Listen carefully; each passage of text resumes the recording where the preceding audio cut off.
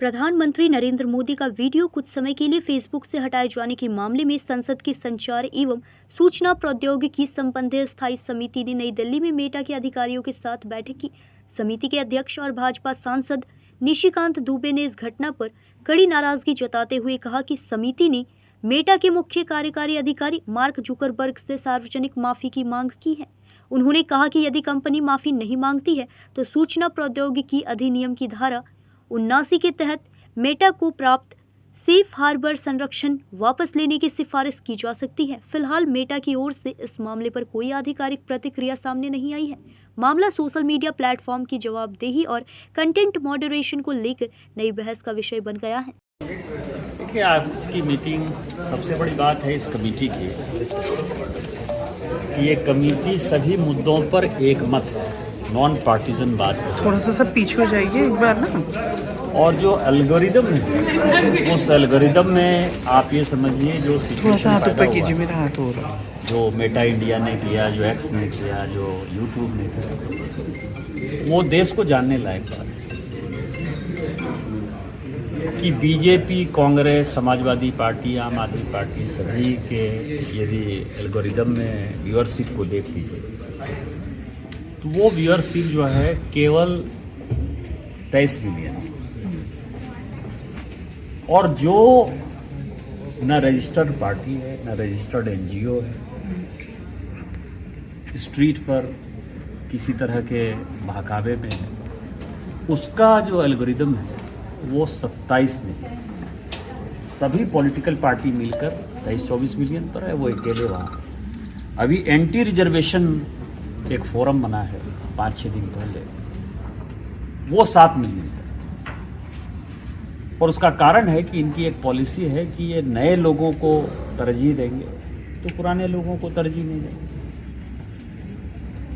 दूसरा जो सवाल ये है कि मेटा इंडिया ने प्रधानमंत्री जी के जो कंटेंट को हटाया,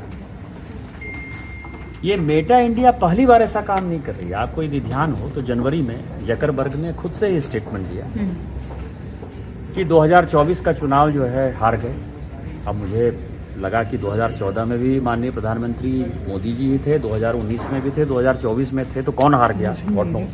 लेकिन कोविड-19 के कारण हार गए और बाद में उनको माफी मांगनी पड़ी। इसका मतलब ये है कि उनका जो माइंडसेट है वो देश को डिस्टेबलाइज करने का है। और जब भारत के प्रधानमंत्री का जो है वीडियो उतारा जा सकता है, और उन्होंने खुद स्वीकार किया कि 5 घंटे तक उतारा, 12:30 बजे रात से लेके सुबह 5 बजे तक जो है वो कंटेंट गायब रहा, तो ये बड़ी सीरियस बात है। हमारी कमेटी ने 2 चीज़ें कही हैं, स्पष्ट तौर पर कही हैं कि ये माफ़ीनामा जो वो माफ़ी मांग रहे हैं, ये माफ़ीनामा जकरबर्ग के तरफ से आना चाहिए। और ये जकरबर्ग नहीं देते हैं तो जो सेफ हार्बर का जो प्रोटेक्शन है उनको सेक्शन 79 में, वो सेफ हार्बर का प्रोटेक्शन उनसे वापस ले लेना चाहिए 3-4 चीज़ों में। एक तो चाइल्ड सेक्सुअल एब्यूज़ का जो CSAM जो है,